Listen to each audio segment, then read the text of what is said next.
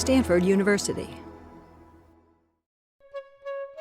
The Aurora Forum is presented by Stanford Lively Arts and the Stanford Institute for Creativity in the Arts, and is co-sponsored by the Office of the President and Provost and Stanford's Office of Public Affairs.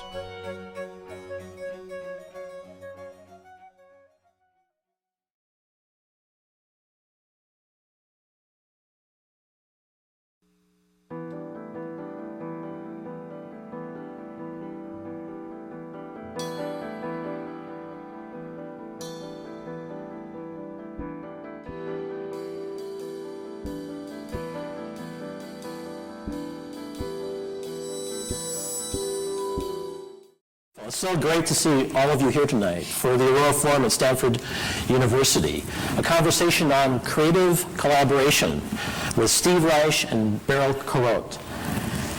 This is the second conversation in our Art and Invention series, and it's presented by Stanford Lively Arts and the Stanford Institute for Creativity in the Arts. And tonight's presentation is co-sponsored by the Taube Center for Jewish Studies, the University Office of the President and Provost, and Stanford's Office of Public Affairs. And we're grateful to all of the people who've worked so hard to make this evening possible. We're especially grateful to our guests who just flew in from New York City, Steve Reich and Beryl Korot, and I will begin by introducing them formally. And then we will have a conversation that's driven by two works that we're very interested in tonight, one called The Cave and the other called Three Tales. And we'll be having this conversation up here amongst ourselves and then open up for audience questions and audience-driven conversation. So we'll all have a chance to participate and ask our questions and enjoy the work and thinking about the gifts that the artists have brought for us this evening. So Steve Reich is one of the very few people, one of the very few living composers who can claim to actually have changed the course of music history, and it's an honor for me to introduce him here tonight. In 2006, he celebrated his 70th anniversary, and that prompted concerts and conversations about his work around the world. In 2007, he was awarded the Polar Music Prize by the Swedish Academy of Music. Former winners of that prize include Pierre Boulez, Bob Dylan, Ligeti, and Sir Paul McCartney. I want to hear about your connections to all of those. Zero. No, you're connected now. In 2009, he received the Pulitzer Prize in Music for Double Sextet. Ezra Pound once noted that artists come in two types. There are the inventors and there are the masters. And Steve Reich claims for himself the title of inventor, but it's becoming very clear that he's a master of invention and a master of the language of music and of music composition. And we're really grateful to have you here tonight. Beryl Korot is an internationally known video artist who has created multi-monitor installations which have been shown all over the world. She co-founded a journal called Radical Software, an early video and media studies journal in 1970, and is best known for her multiple channel works, one entitled Dachau 1974, which has come to be known as a classic in the genre, and another in 1977 called Text and Commentary. And then she spent a decade as a painter, weaving her own canvases. I think now she's interested in video painting. We may get a chance to talk about that. And she's collaborated with her husband and partner Steve Reich on the two pieces I mentioned before, The Cave, which came together in the years 1990 and 1993, and Three Tales, which was produced in 2002. And both of these works brought video art into a theatrical context with contemporary classical music in pioneering ways. And both our guests tonight are true pioneers who turn vision into art in order to stimulate thinking and create the conditions for positive social change. And that's typically what we like to think about here at the Aurora Forum. Joining us in the conversation tonight is Vera Shemtov, who's the co-director of the Taube Center for Jewish Studies and a teacher of Hebrew language and literature here at Stanford. She works on two main topics, rhythm, rhyme, and ideology in Hebrew literature, and on issues related to Jewish and Israeli perspectives of space. Her current work focuses on rhythm in modern urban spaces, and she's particularly interested in Jewish cities, especially Tel Aviv. So we're very happy to have all of you here tonight, and let's talk about your life and your art. And I'd like to begin because everyone loves stories that people tell about how they met, how they first met. What was the situation when the two of you first became acquainted? You want to do it? Do you want to do it? We met at the Kitchen. I don't know how many of you know about the Kitchen. It's an experimental center in New York for video and music and dance, performance art. A mutual friend of ours, Peter Campus, a photographer and video artist, introduced us.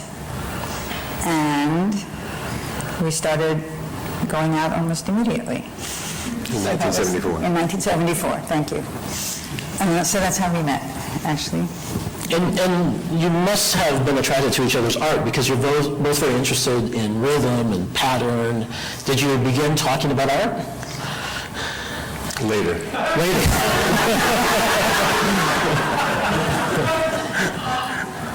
Right. Well, actually, the piece, Steve was going to Berlin, and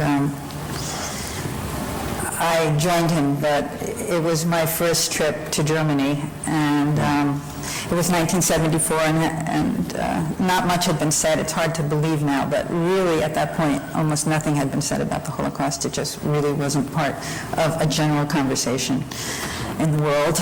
Even survivors weren't talking about it. Nobody was talking about it. But I felt that if I was going to go visit him in Berlin, I should go to visit Dachau. So that was actually a very early piece, a four-channel work based on moving structures, because I was interested in the hand loom as the original computer on Earth, in that it programmed patterns. And when I came back with this very static footage from Dachau, I created this four-channel work where paired channels of outside the camp and then inside, and barracks far away and barracks closer up, each rhythmically presented on pairs 1 and 3 and 2 and 4.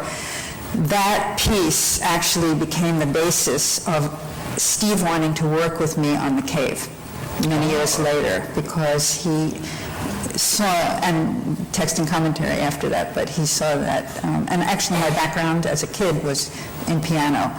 So I definitely had a sense of time and knew how to deal with that intrinsically. That was, loom is that kind of thing too. So that was an early connection. So The Cave, Steve, had a really long incubation. No. Well, I mean, it took from about 1989 to 1993, but I mean, not all of active doing. Actually, the idea came for it about, we decided we'd have a business meeting. So we went to a coffee shop about around the corner from where we lived in New York, facing City Hall, and I think it took about 5 minutes to decide we were going to make it about the Cave of Machpelah. Now, most people in the audience would say, what? And that's exactly what the third act of the piece is about. The third act begins, it's all about, The Cave is a music theater work in 3 acts. And in each of the 3 acts, we ask a different group of people the same 5 questions. So the questions are, who for you is Abraham? Who for you is Sarah? Who for you is Hagar? Who for you is Ishmael? Who for you is Isaac, in order of appearance in the Bible. At the beginning of Act 3, in the first act we asked it to Israeli Jews, in the second act we asked it to Palestinians, Muslims, in the third act we asked it to Americans, mostly Christians. And the beginning of the third act begins with an avant-garde theater director saying, Abraham Lincoln, and we said, Central Casting, you're in. So, but the idea for The Cave came very, very, very quickly because something that was very, very ancient and very much at the root of all the monotheistic religions, since Abraham really is the one who discovers God as we think of him, had also become enormously contemporary. I mean, we did this during the period of the first Gulf War, and there was a front page of the New York Times while we were doing the piece, that had a photo on page one said, "Missiles at site of Abraham's birthplace." And they were referring to Basra, which is the old Ur, which is where Ur of the Chaldees, which is where Abraham is coming from. So at that location, the Iraqis had placed, Saddam Hussein had placed missile placements, and these were on the front page. So the ancient and the contemporary were headlines. And we didn't show the piece then. Everybody said, "Oh, you got to show it now." I said, "No, I think we can wait," and we did, and it was better. Well, do you have anything else to say before we take a look at some of the footage? Well,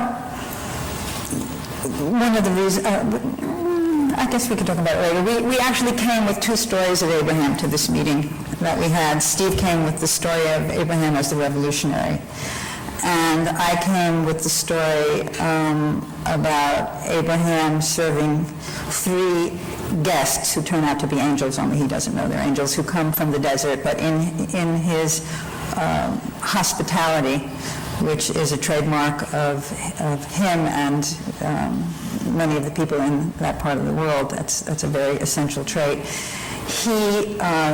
He's actually been circumcised at a very old age, and he's sitting under a tree, and these angels, strangers, come out of the desert, and he leaps up to offer them hospitality and runs to tell Sarah to make something, and he runs into a cave where he sees a calf running ahead of him to kill it and to serve it to his guests. When he goes into the cave, he smells something verdant, and he sees these two apparitions and knows intuitively that this is Adam and Eve.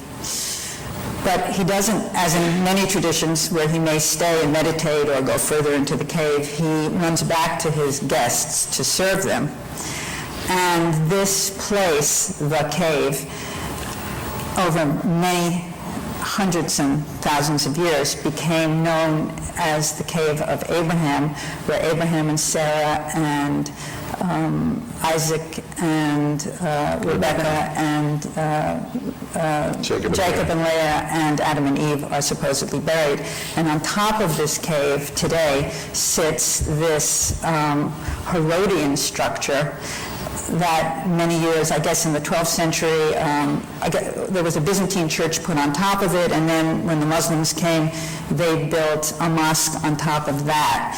So for the purposes of this work, we also needed a place to kind of go to that located this story about the roots of the West, in a sense. And at that time, it wasn't a time when religion actually was that much in the culture as a conversation or as something that people were aware about or thinking of very much in the late 80s, early 90s. So, in American culture. Not in American culture, very much in that part of the world. When we asked the people who for years, Abraham, Sarah, Hagar, Ishmael, Isaac, in the Middle East, they were very aware of those people, and they referred to one another as cousins. And as Steve said, back in America, it was very much Abraham Lincoln.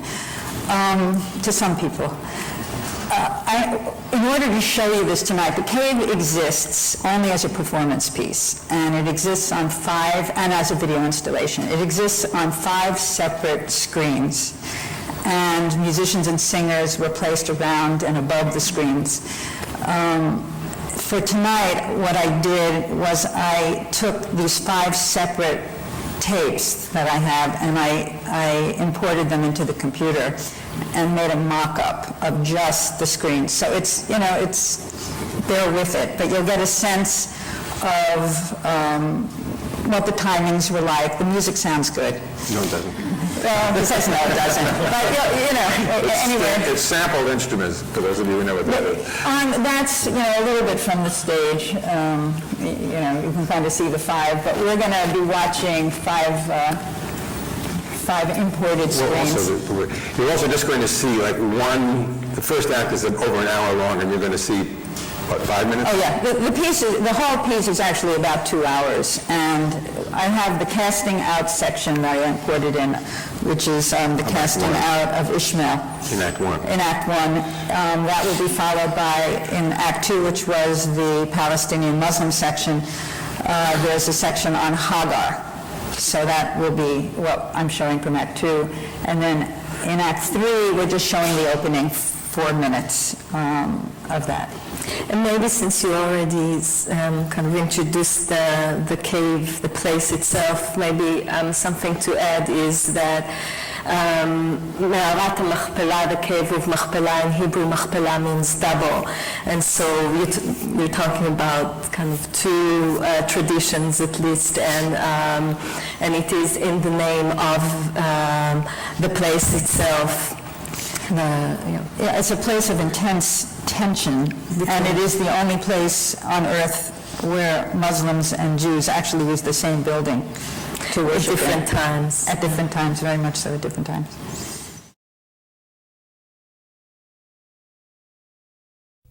Sarah wanted him to go. Wanted him to go. Wanted him to go. Sarah wanted him to go.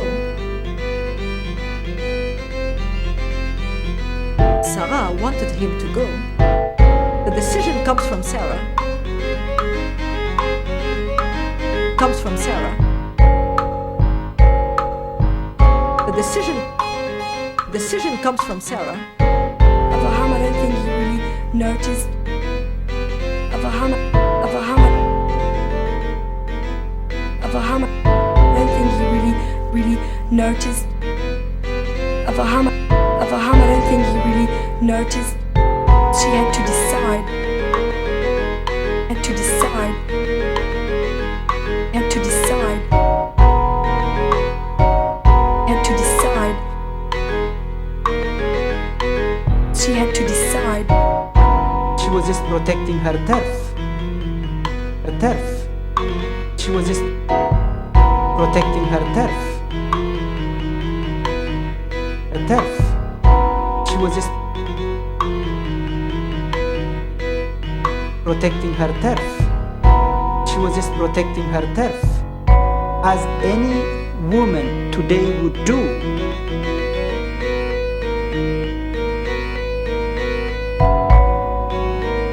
Any woman today would do, as any woman today would do. She had to decide. Had to decide. Had to decide. Had to decide. She had to decide. Crucial in the crucial moment. Crucial in the crucial moment. Crucial moment. Crucial in the crucial moment. She sent away her handmaid. She sent away her handmaid. She sent away her handmaid and Ishmael to the desert. And Ishmael to the desert. The desert. And Ishmael to the desert. He was kicked out. He was kicked out and constantly fight.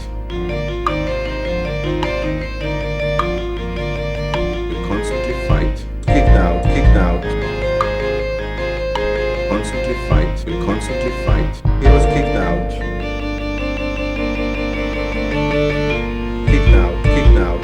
He was kicked out. Sarah saw everything.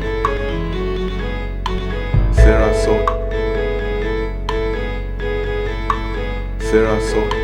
everything. Sarah saw everything. The man of the desert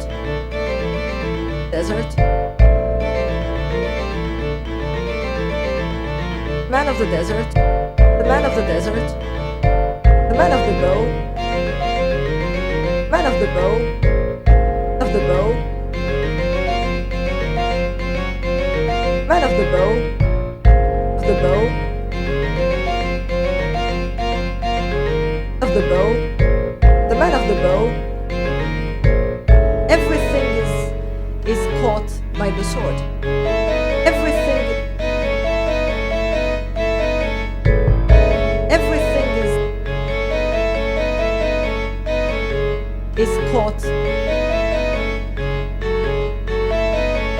is caught by the sword. Everything is caught by the sword. We can see them in the streets. We can see them in the streets. We can see them in the streets. He's our relative.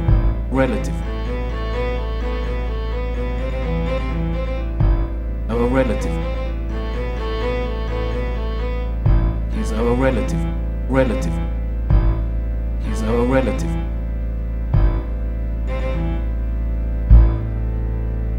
Relative.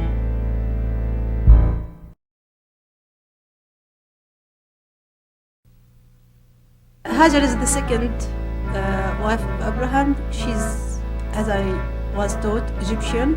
She was pretty. Hajar is the second wife. She's, as I was taught, Egyptian. She was pretty. She is the mother of Ishmael, who was considered the father of the Arabs, Ishaq being the father of the Jews. She is the mother of Ishmael, was considered the father of the Arabs, Ishaq being the father of the Jews. In the Islamic culture, the second wife is called Durra.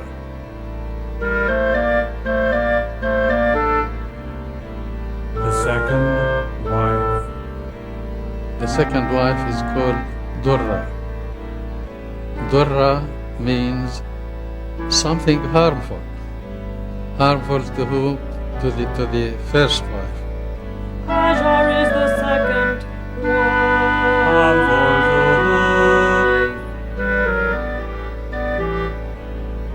Sarah and Hajar were not on good terms. Sarah and Hajar. Hagar has no alternative. No alternative.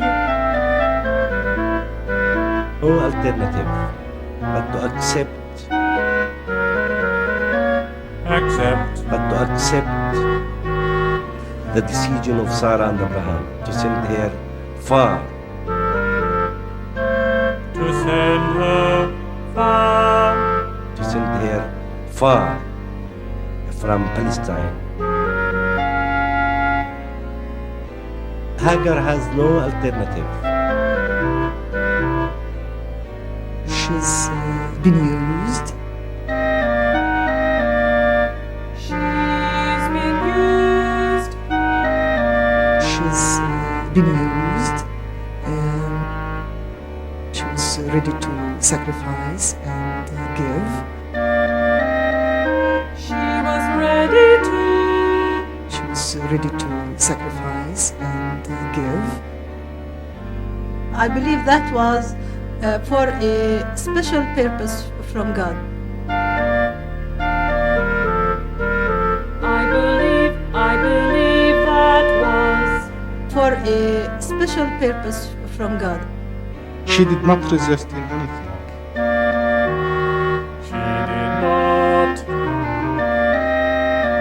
She did not resist in anything. She accepted everything.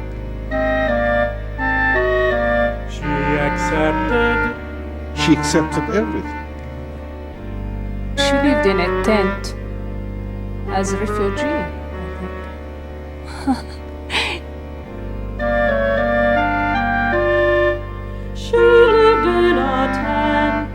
as a refugee, I think.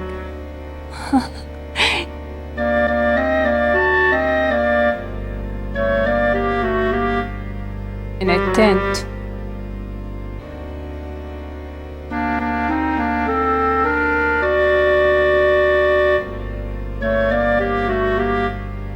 In a tent.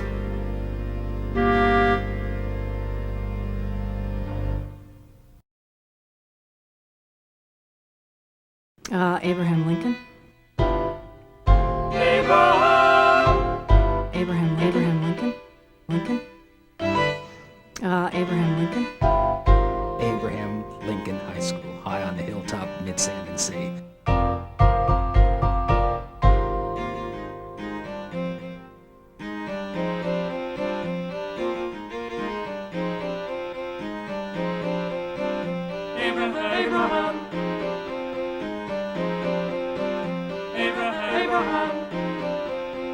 Lincoln High School.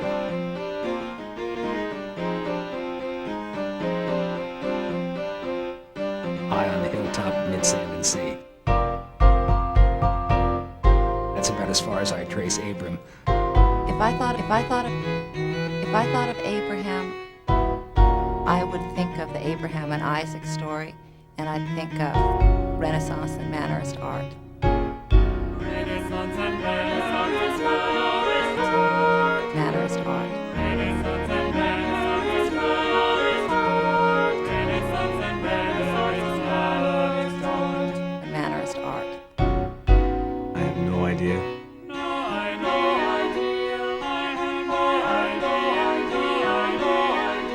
I have no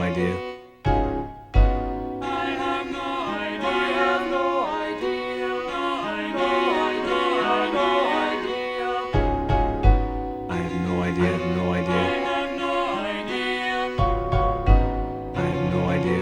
Who Abraham is or what he represents. Our mythology.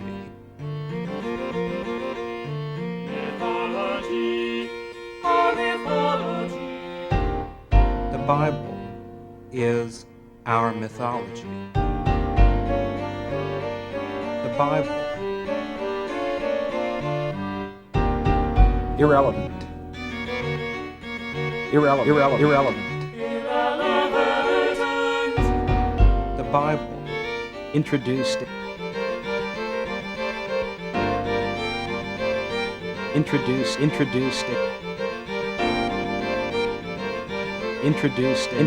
and forgotten. Our mythology. In the drawer. In the drawer. In the drawer. In the drawer. In the drawer. In the drawer. In the drawer in the hotel.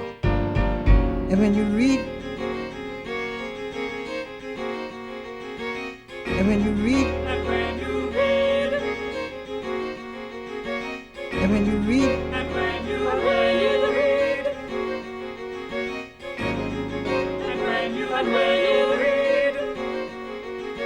and when you read, and when you and when you read, and when you read the Bible, it's God speaking to you, and you speak back to God in prayer. When people say,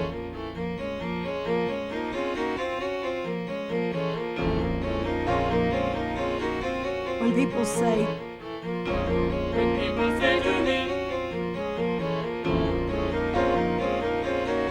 when people say, when people say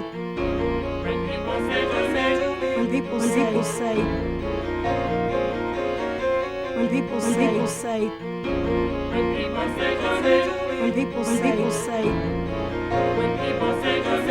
when people say it has nothing to say to us, I think they've never read it.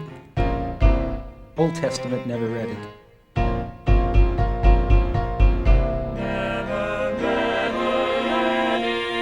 Never read it. Never read it. Old Testament, never read it. Thank you. It's really a great opportunity for us to be able to see it here at Stanford and to see it as part of a conversation with you.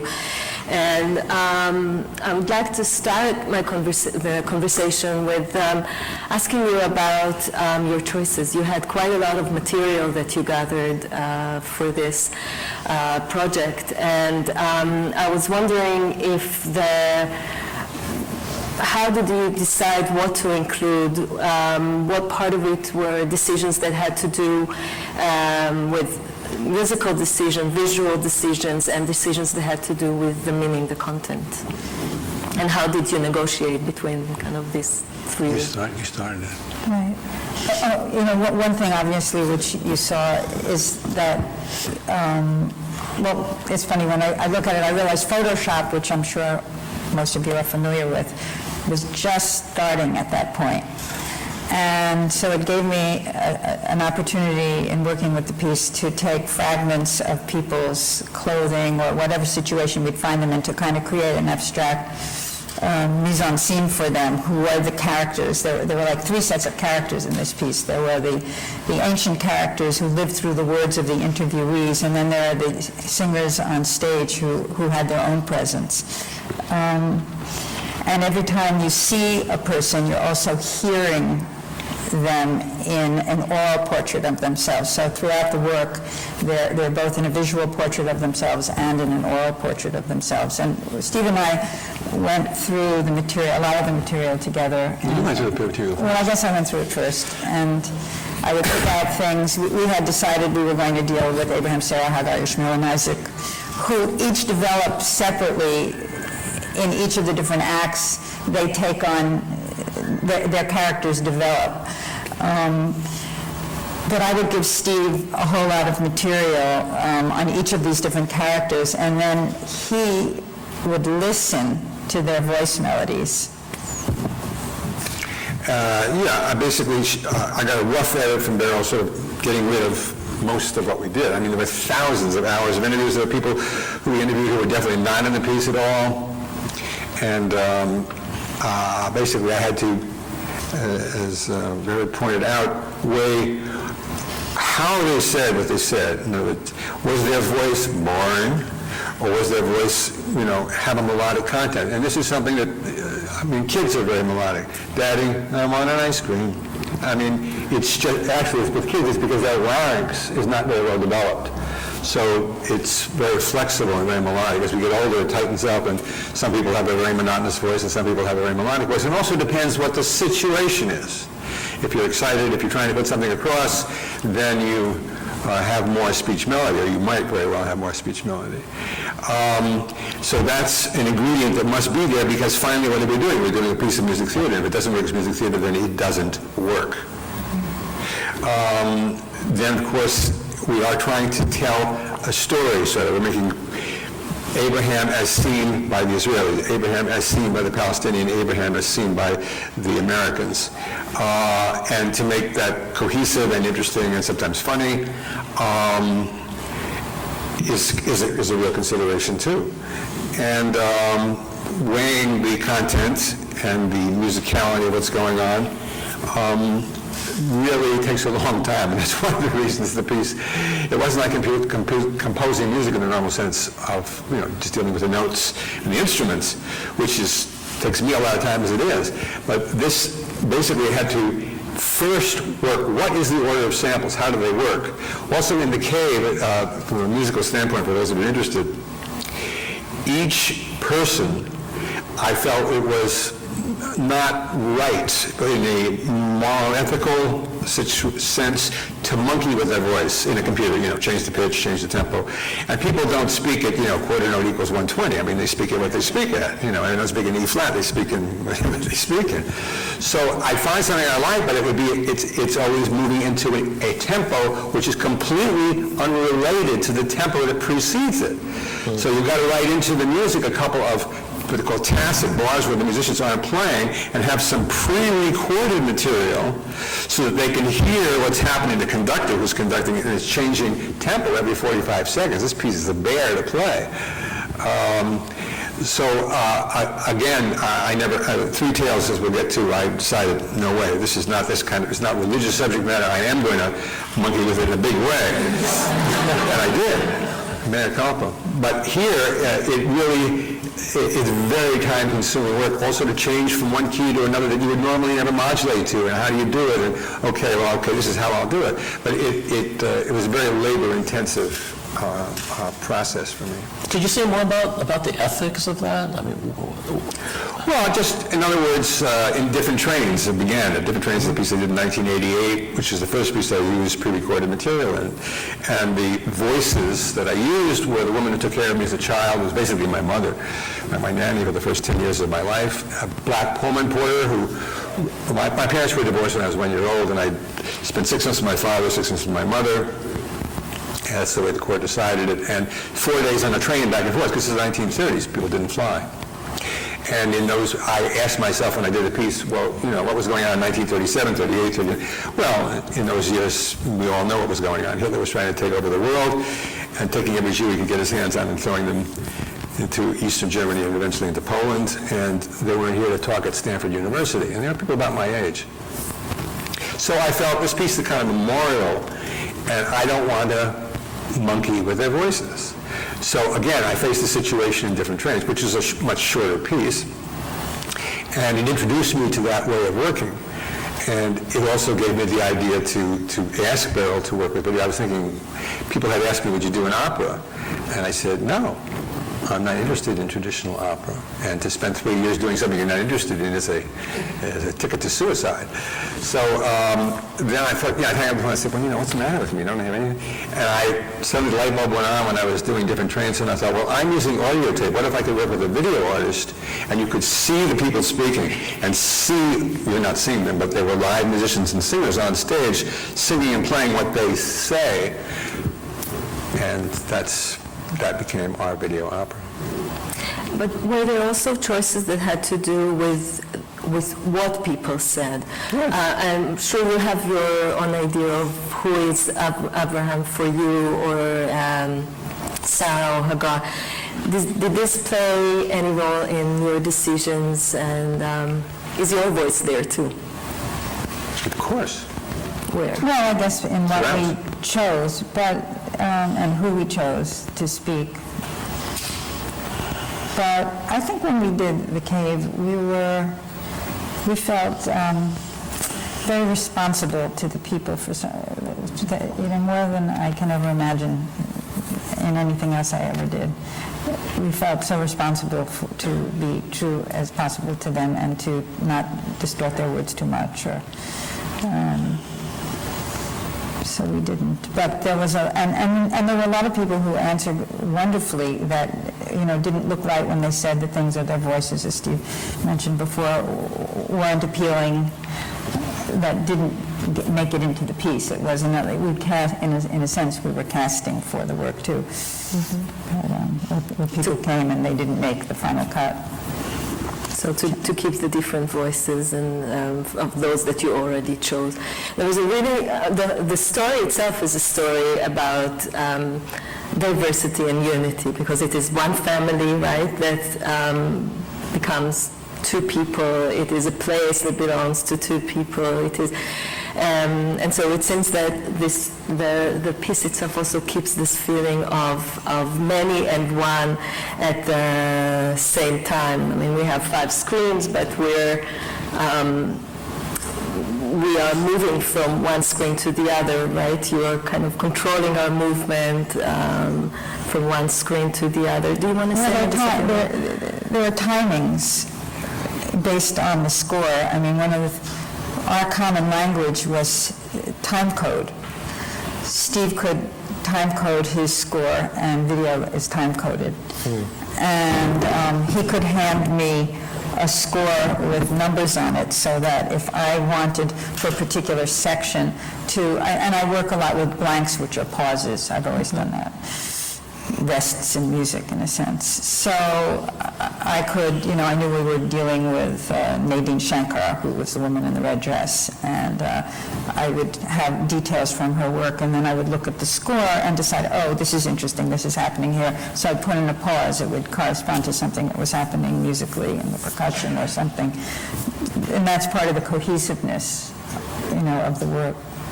Yeah, I think we tried at some point to do something like where I wouldn't be paying attention to what was going on in the score, and it was horrible. And it was just, really just didn't work. The two things together, we had a rule too, I remember, that we had to stick constantly to the documentary, both visually and orally, that we weren't going to muck around with their voices, we weren't going to, a lot of times I'd get, end up in a room where the decor was just awful, the lighting was terrible, and somehow we just, okay, this is their house, this is the way it is, and we just stuck with that through the whole thing. I mean, it was just a kind of discipline that we had, and somehow I think when you see the whole piece, it kind of comes out in the sense of the piece. Mm-hmm. I think one of the big aesthetic breaks here is that multimedia, as it was known in the 70s, 60s, 70s, 80s, was kind of a very loose, whatever goes on. The idea of synchronization and a really hand-in-glove video music was unheard of, or let's say never practiced.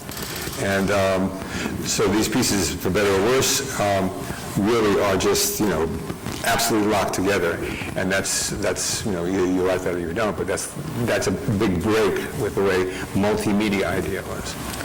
In addition to video and music, there are also texts. I mean, not in the parts that we've seen here, but you included text. Maybe we saw one piece which had writing in it a little bit in the background as a detail, but that was just a painting. No, there's big sections of just text. Yeah, there are big sections that are just text and religious text. Maybe can you say something about including text? I'll talk about typing. I'll talk about the handwriting. There were two ways that we presented the text. Mostly, there was something called a typing instrument, which was actually a piece of software invented by Ben Rubin, who was out of the Media Lab, who was was the tech advisor for the piece, whereby you can type out a syllable at a time of a word. And Sarai, Abram's wife, gave him no children. Dun, dun, dun, dun, dun, dun, dun, dun, dun, dun. And each of the dun, dun, dun, dun, French, dun, dun, dun, dun, dun, German. And you literally see these syllables, just like following a bouncing ball. And so the piece opens that way.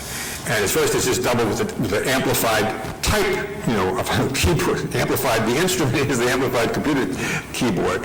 And then it's doubled with clapping, and then it's doubled with claves, which are pieces of wood, and then it's doubled with bass drums when the angel comes in and talks to Hagar. Angels talk with kick drums. I want you to know that, for those of you who are rock and roll. That's their language. So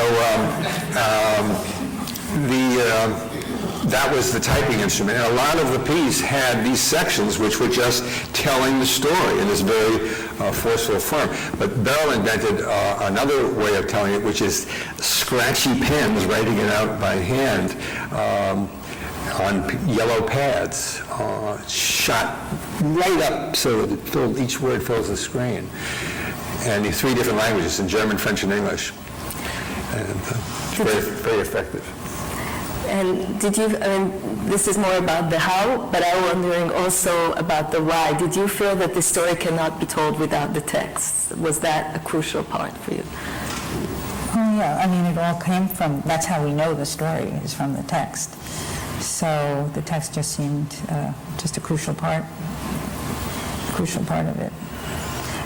It's because also, this was we had no storyboard for this work. And it was an exploration, and these texts meant something to us.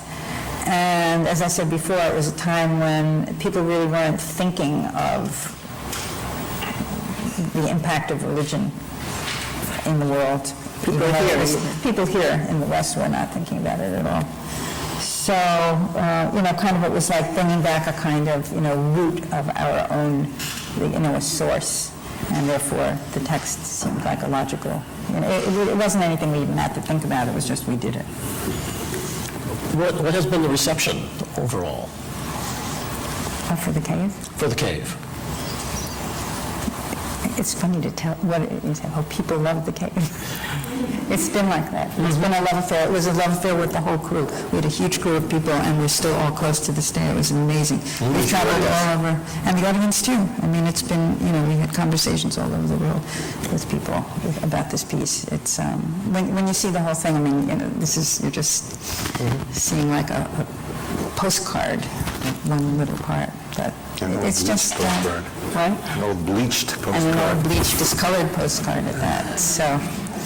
So what are possible opportunities to engage further with the cave?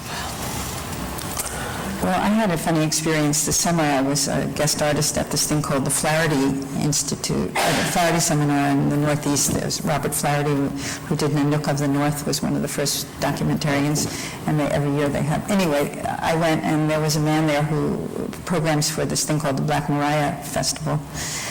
And he said to me, you know, I have a friend at the NFL who is a big fan of your husband's music. And I had brought the cave as a video installation to this seminar, and he fell in love with it. And he said, you know, if I talk to this guy at the NFL, he may want to help you out and make a mock-up, which would be a lot better than what I'm showing you.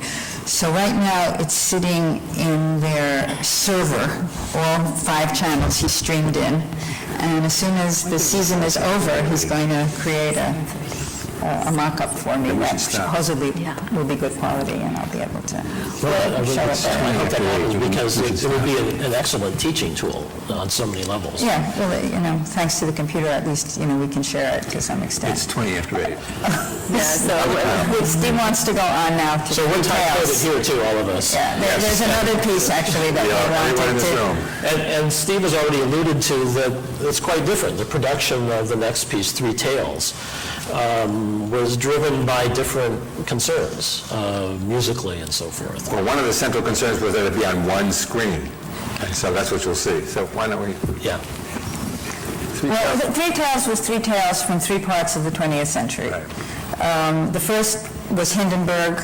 The second was Dolly, as in clone shoes. It was Bikini, as in the Bikini, the Marshall Islands. And the third was Dolly, as in clone sheep. But it also dealt with artificial intelligence and other things. And it was looking back to an early part of the century, which looked back to the 19th century with hot air balloons, and then, you know, ends with this Zeppelin crashing in Lakehurst, New Jersey, with a swastika on its tail, and people coming out of the burning gondola, the captain saying it could not have been a technical matter. And, you know, so it was kind of a vision of technology as the savior for all of our problems, and yet also the war. And then the middle part of the piece is Bikini, Marshall Islands, a group of people who were living in a kind of paradise, and then we had this war, and all of these ships and tests come to this island. And there's a subtext which for this piece, which also is biblical. It comes out of 2 stories in Genesis which deal with the creation of man. One being man of dominion, man and woman made together, and the other man made from the dust and woman from his rib. The first is people of dominion. The second are humble people. And it's that those 2 people meet in Bikini. And then in the third act, it's technology coming into our body and us, and how we're being transformed by technology. And we'll just show you the last 10, 12 minutes of Dolly, which begins with Dean Steinsaltz. Dean Steinsaltz, and then goes to Ray Kurzweil and Richard Dawkins and Bill Joy. Cynthia Brazil, who invented a robot called Kismet. And Kismet's in it big time. I don't know if he's in this section. No, at the end, right.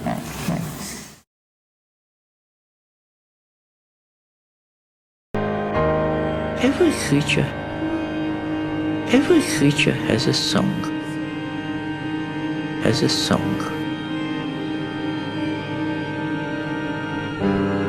The song of the dogs, and the song of the doves, the song of the fly, the song of the fox.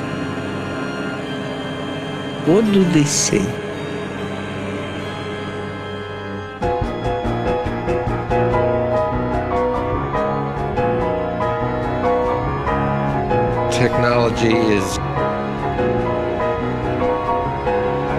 Technology is a continuation of evolution.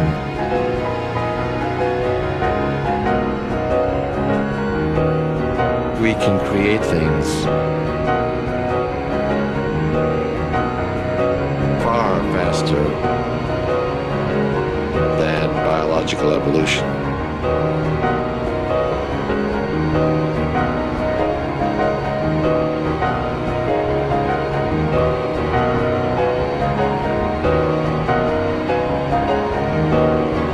Can create something more intelligent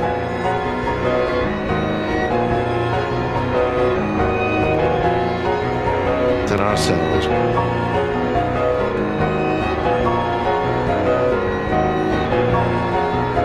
Intelligent machines. Intelligent machine, intelligent machine, intelligent machine, intelligent machine, intelligent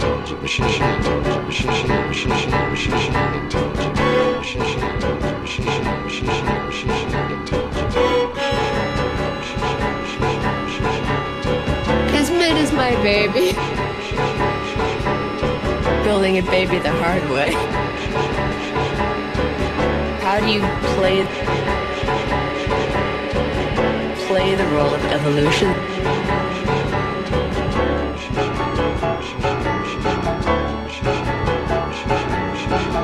One 10-year-old said to me,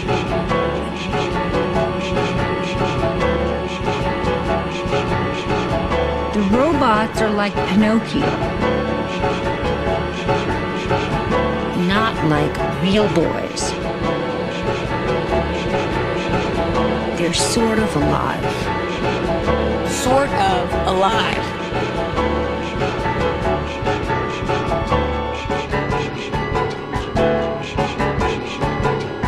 Doesn't have a mother. Doesn't have siblings. Doesn't know he's gonna die.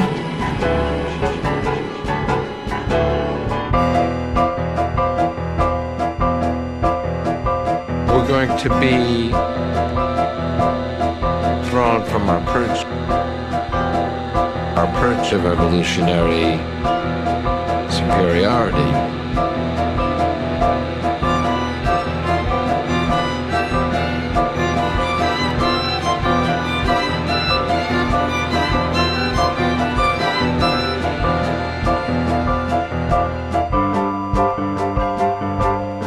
If we create a species that's smarter than us, our prospects are dim.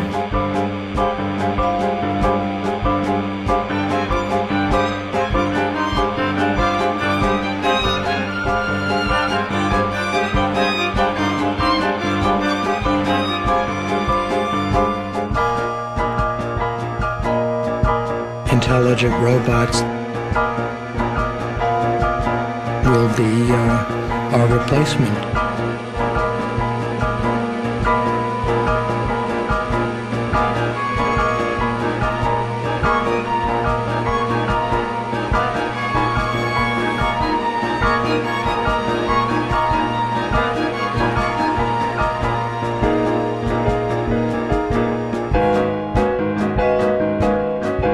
If we're going to create a robot species, we ought to take a vote first.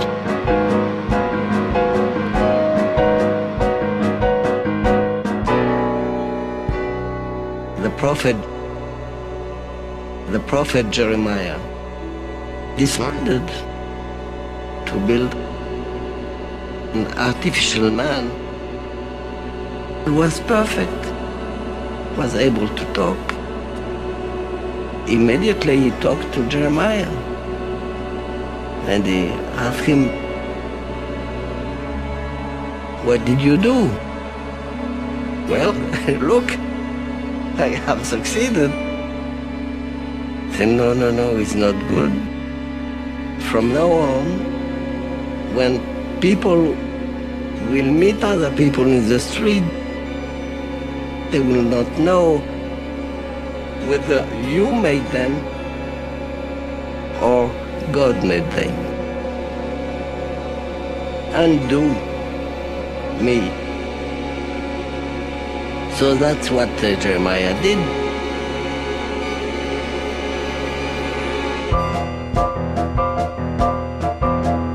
I don't think robots are going to take over from us, because there isn't going to be an us, because we are starting to bring technology into our bodies. This gives me pause. This gives me pause, gives me pause, gives me pause, gives me pause, gives me pause, gives me pause, gives me pause, gives me pause, gives me pause, gives me pause, gives me pause, gives me pause, gives me pause, gives me pause, gives me pause, gives me pause, gives me pause.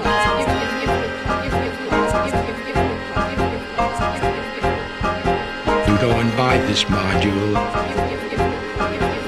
in the Mind Store. Have it connected to your brain. And then you do 4 or 5 part counterpoint. Give me pause, give me pause, give me pause, give me pause, give me pause, give me pause, give me pause, give me pause, give me pause, 4 or 5 part, 4 or 5 part. 4 or 5 part, 4 or 5 part. 4 or 5 part, 4 or 5.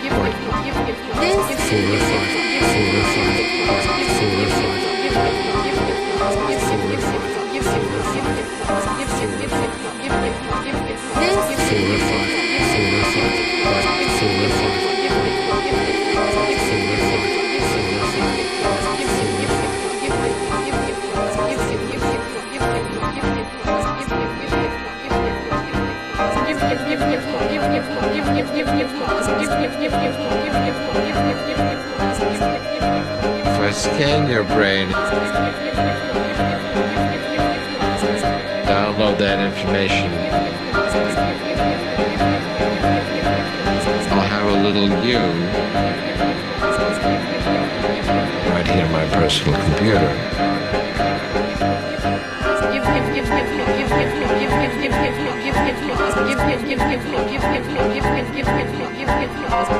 No reason why people should put up with death. Start redesigning ourselves. I think we'll turn into something quite different.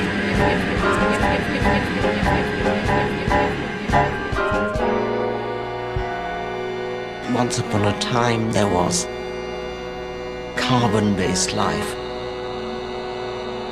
and it gave over to silicon-based life.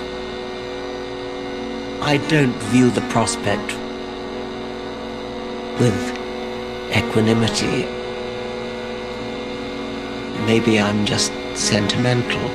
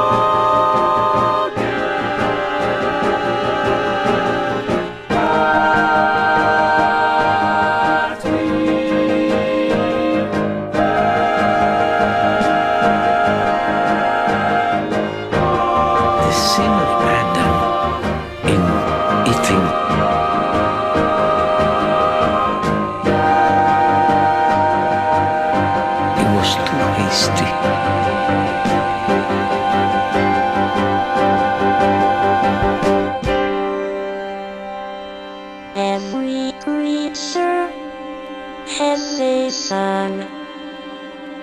What do they say? So how's your day going? Yeah. You got it all planned out? You do. You got it all planned out?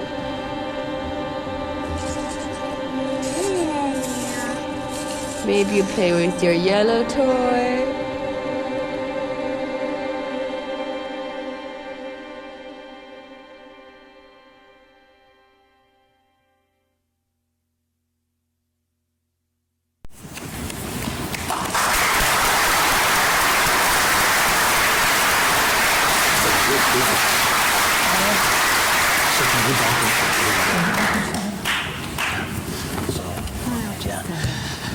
So here we are under the tree again at the end of the day. So you said before you didn't mind manipulating the voices because this isn't a religious piece, but it strikes me as a profoundly religious piece. What can I tell you? Well, yes and no. But the speakers, by and large, with the exception of Rabbi Steinsaltz, are scientists. And, I also was thinking in terms of musicians. As I said, the cave is very difficult. It's stopping and starting, and anybody who knows my music knows that basically it's very rhythmically driven. I was a drummer when I was a kid, and the idea of being able to do this kind of a music theater piece and just have everybody go at a tempo was really uppermost in my mind, and this seemed like the appropriate material for it. But certainly what you say, is true as well, in a less literal sense, but certainly it's true. I was struck by a note in your article on Hebrew cantillation, where you explain that biblical texts are not scientific treatises, but they give us a sense of why the world was created and what our place is in that world. I don't think I talked about any of that. I think I talked about the music of the texts and how that was notated in what I call the Tamei Mitra, the little accents that are only in the printed edition. Well, there's a note where you make this distinction. I think what I tried to make a note is that in the very first word of the Torah in the Bible is Bereshit, and it's commonly translated as in the beginning, but as Beryl knows better than I do, it's actually in the beginning of. So a process still going on, and it implies there might have been many universes before ours, and this is the one that we're focusing on because it concerns us, not because it's a history book or a scientific treatise on how many days it was or wasn't, but it's trying to tell us something about how we should live as human beings. And that's its overwhelming purpose. It's not a scientific description of how things happened. People get completely waylaid in that. What is your answer to that question? My answer to that is that the Sabbath is a really good idea. It'd be really good in large corporations, and it would be really good in human life. You just take off for Friday night, sundown Friday to sundown Saturday. Just don't answer the phone. Don't write. Don't use money. Don't drive in your car. Just walk. Talk to your wife and your children and your friends, and see what happens. Can I ask you something about the rhythm, just that you mentioned? You mentioned that it has to do with the way that we kind of, with the Tamei Mikra that you said, right? With how the kind of chanting the text. But does it also have to do with the rhythm of the Bible as being kind of short sentences and the Gregorian chant is the way of presenting the original Latin text of the New Testament. In the cave, you didn't see it, but the second act, the Muslim act, begins with a mukri. A mukri is a man who chants the Quran. We got a real superstar. He was the mukri of Al-Aqsa Mosque, and he's sensational. His pitch is he's famous. He makes recordings chanting the Quran because the Quran is probably not said; it's sung, and the Torah is chanted in the synagogue on Shabbos and sometimes twice on Mondays and Thursdays. It's not read. Religious texts that I'm familiar with, sutra chanting is very beautiful. There are some beautiful recordings of Japanese sutra recordings in the Buddhist tradition. So sacred texts are properly understood as sung messages, not as books to be, I mean, they are books to be read by all means, but their most forceful delivery is in terms of their being chanted or in terms of being chanted. We want to open up to audience questions, but before we do, I want to go back to what Beryl was saying about the different narratives that play in Three Tales, with the perspective of human beings as dominant and the perspective of human beings as humble, more of a caretaker role in relation to the earth. How do each of you feel about an emerging perspective on human beings as co-creators? Being that both of you are highly engaged in creative work. We didn't create the earth. Not that I'm aware of. But these clips here, the human capacity to participate in making evolution, evolutionary steps, evolutionary developments, has reached a point where we have to ask ourselves that question. I mean, what is the role of the human being given these possible powers that we now have? And this verse from William Carlos Williams that you have in the Desert Music is so apropos. This was a piece of yours, 1984. William Carlos Williams, say to them, man has survived hitherto because he was too ignorant to know how to realize his wishes. Now that he can realize them, he must either change them or perish. So what do we do about the situation now where we can realize wishes that are probably dangerous for the species in the long run? What do you recommend? You want to tackle it? No. You put the question out there. Well, you can put a question up there, doesn't mean that you're going to sit back and smile and know the answer up your sleeve. Well, it's a theater of ideas, and that's what we're going to start now, is engaging in a conversation. Maybe you'd like to open this up to the audience? Sure, yes, sure. There are microphones. If you have a question, raise your hand, and someone will give you a microphone. So. I don't need a mic. Right. We're recording it, so, yeah. Oh, I guess we're not quite ready, but go ahead and I'll repeat the question for the tape. Okay, it's not related to your question at all. We'll get back to that. Okay, so I love the cave, and I've listened, I have the recording. Without the video, it's... Yeah. No, it's beautiful to see it with the video, and I love it without it too. I guess this is on. Okay. My question is about the land, the relationship to the land. The struggle, obviously, in Palestine, Israel, is land-based. And I noticed... Well, no, it's not. Okay, well, that's a huge discussion. But what I noticed was that you have, from listening to the recording, and then I saw in the video, one excerpt of a Native American man, and he's talking about his, in the recording, he's talking about his own relationship to their mythology, his own mythology. Right. And that, I was wondering what your motive was. How did he, can you talk about that, please? His name was Jeffrey, I forget his last name. He's a Hopi Indian, and he was very well spoken, and we recorded him at the University of Texas in Austin when we did a lot of the third section of the cave. And when you see him here, he says, I have no idea. Everybody thinks he's kind of a jock, and they laugh at him. And then at the end of the first act, he comes back. He says, I have no idea. I know I was raised Hopi. I know I can go back to the res. So I have no idea. And why should he? His cave is the Hopi Reservation in Arizona.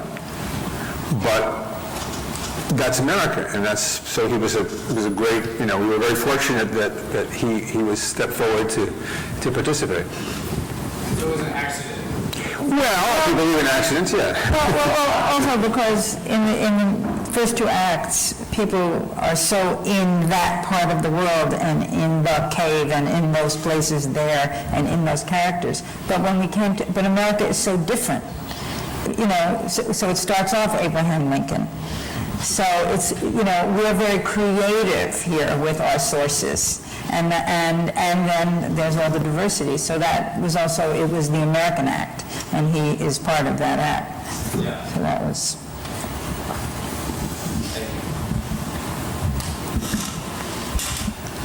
Thank you both for coming and sharing your works. And I wanted to ask about technology, since both of you are pioneers in your respective fields.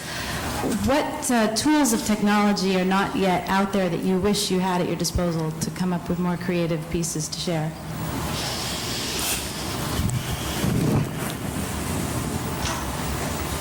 You have an answer? I don't have an answer for that right away.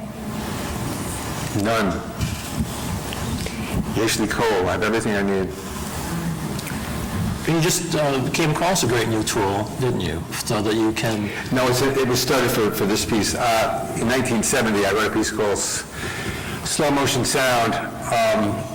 You've all seen slow motion in films, and you've also seen, like, when they freeze frame, just stop the action. I wanted to do the sync sound of that. So you would slow down the voice without changing the pitch. Now, back in the 70s, if you slowed down the voice, you got Darth Vader. So it took until the digital period where nowadays you can do this, and you can do it with very high quality.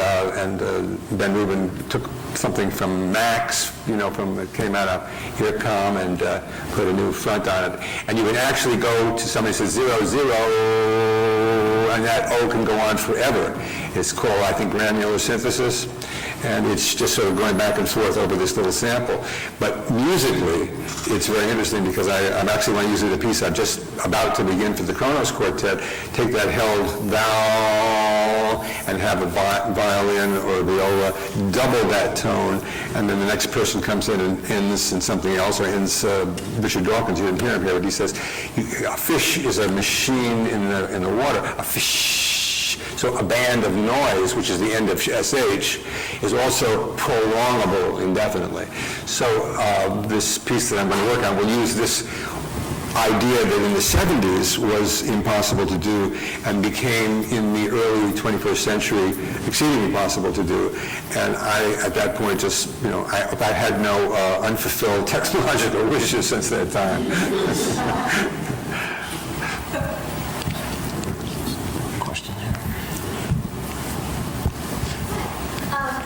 I was just wondering if you could tell us a little bit more about the history of voice melody that you were talking about. I know now that there's this auto-tuning craze. I don't know if you know what that is. You have a very melodic voice. Thank you.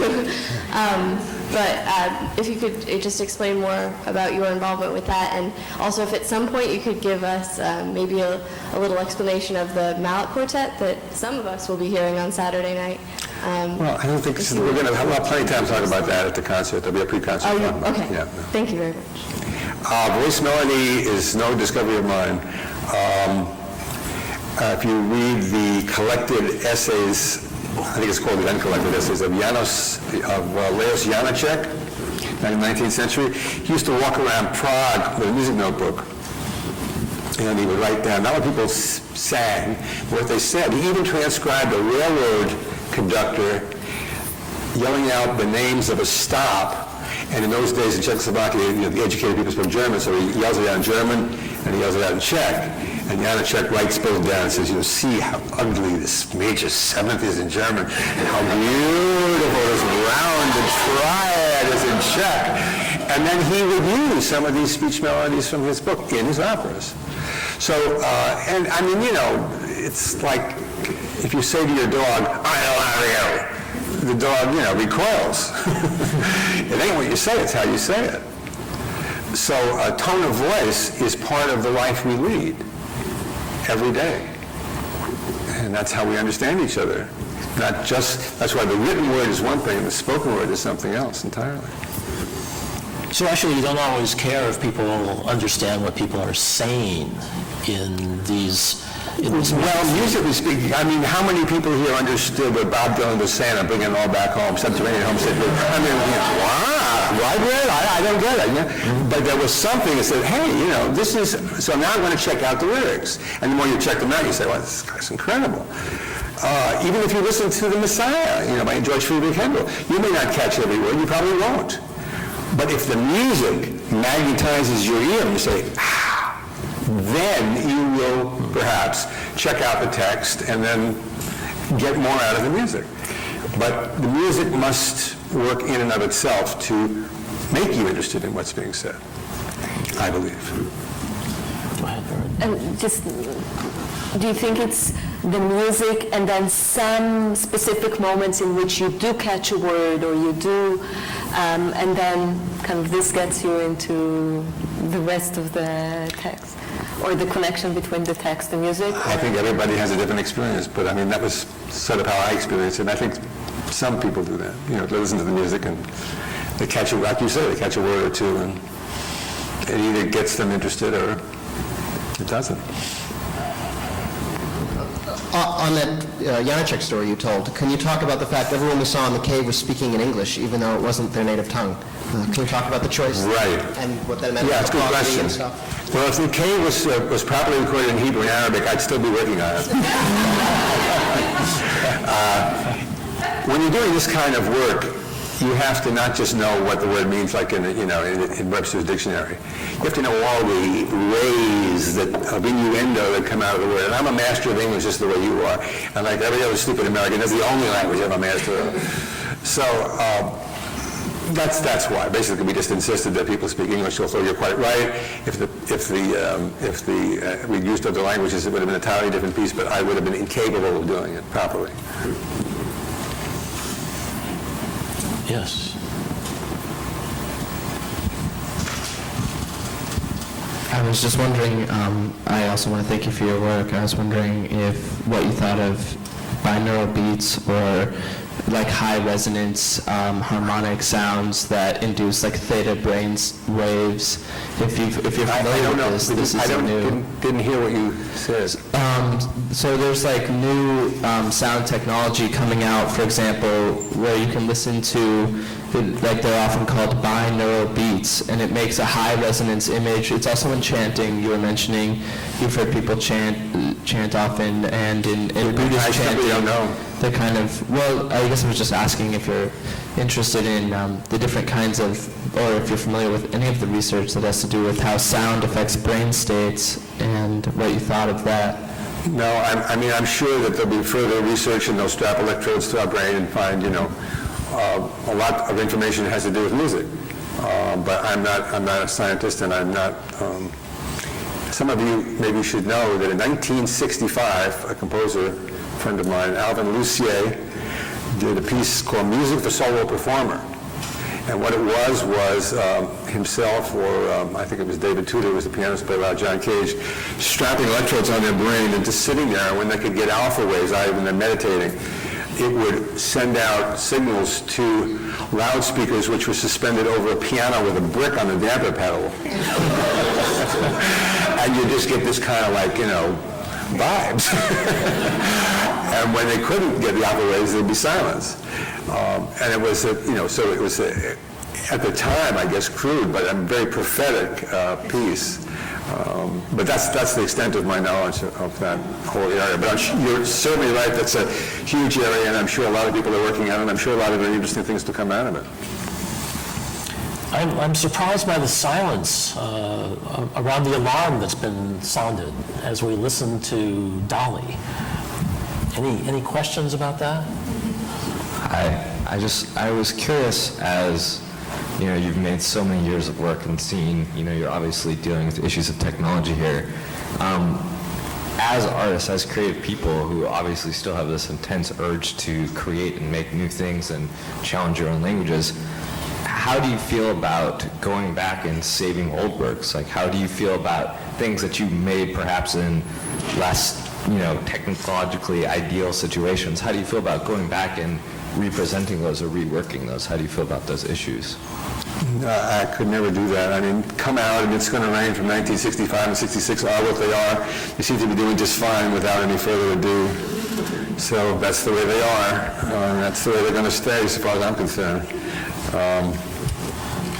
You've said your job is to create the next piece. Yeah, I also should add that after Three Tales, I think if I saw one more sample, I was going to get seriously ill. So I've been writing nothing but music for instruments and voices since 2002. And this piece with Kronos will be the first venture into technology in 7 or 8 years. Do you have anything to say about that, Beryl? Because you rely so much on documentary material and... Well, just in these pieces. I mean, for me, I was very excited to finally be able to work with the technology that was available when I did Three Tales.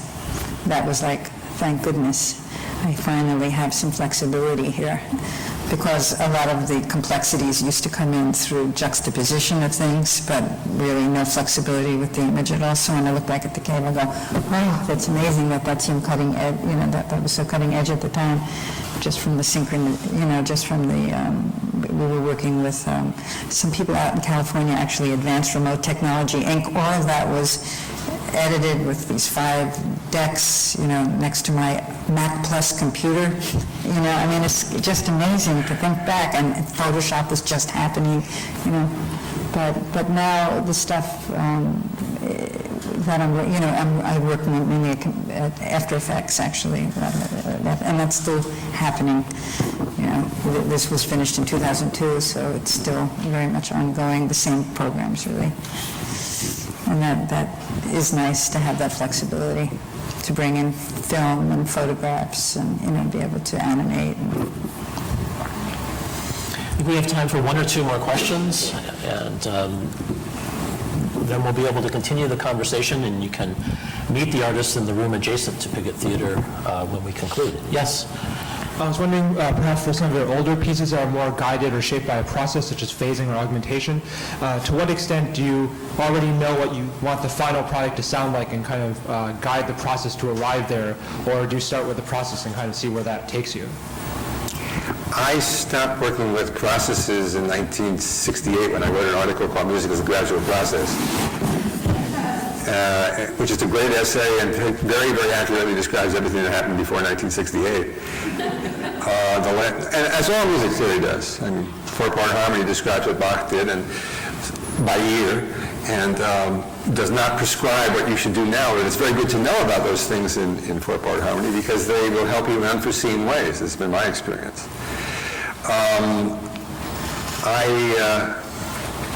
The last phase piece was drumming. That was 1971, of which they'll play part 1 tomorrow night. So that's almost 40 years ago, and I haven't done anything with it, nor do I plan to. Every piece is certainly influenced by what went on, but I guess in a nutshell, the rate of change in what I do has accelerated. So if you're listening to music for 18 musicians, there's more harmony there than in every piece that preceded it in the first 5 minutes. If you're listening to Tehillim, it sounds like you're getting back into conventional Western classical music, which you are in a sense. And that was the piece that was playing when we came in tonight. Right. So sometimes going forward involves going back into your own tradition and using harmony, orchestration, and a point in a more extended sense of the word. I've done a lot of work with a lot of vocal pieces. You Are variations from 2004, Daniel variations 2006, Proverb in the 90s. All these are pieces that are vocal pieces, and they're a big part of what I do. But right now, I feel like I really would like to work with extending these vowels or consonants, and that's all I know. I will have to generally work out a harmonic scheme of where the harmonies are going to move in the piece and what instruments are playing.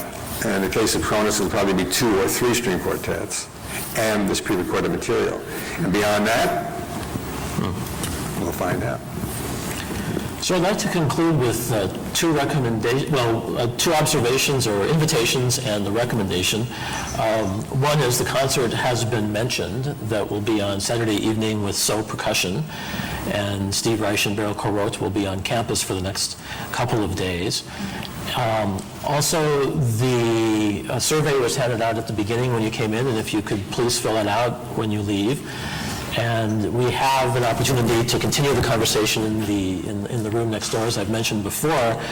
But also, I'd really like to recommend that you get a hold of Steve Reich's collected essays, a book called Writings on Music, 1965 to 2000. It's a delightful experience to read what he and Beryl, who also has some essays, and they both are there in interviews, have to say about their art. There's no mystification, there's no mythification. It's very straightforward, clear, insightful, helpful writing about art that will help you engage not only better with their own body of work, but with a lot of things that have happened in American art, especially since 1945. So I highly recommend that book to you. So Writings on Music, 1965 to 2000, Oxford University Press, 2002. And I couldn't recommend it enough. And this Art and Invention speaker series is intended to create a community of inquiry around art, and we hope you'll continue to engage with this work and with each other, not just immediately following, but come to our upcoming events and performances at Stanford Lively Arts, talks that are offered by the Stanford Institute on Creativity in the Arts. There are all kinds of opportunities here at Stanford to meet people, think about art and the humanities in general. So thank you very much for coming tonight.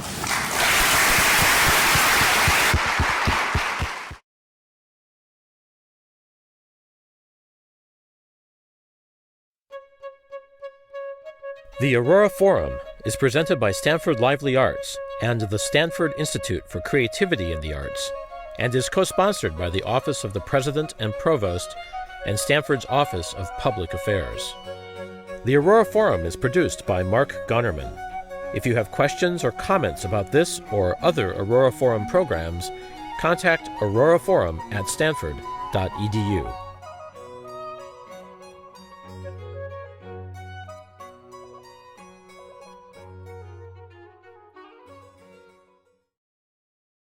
For more, please visit us at stanford.edu.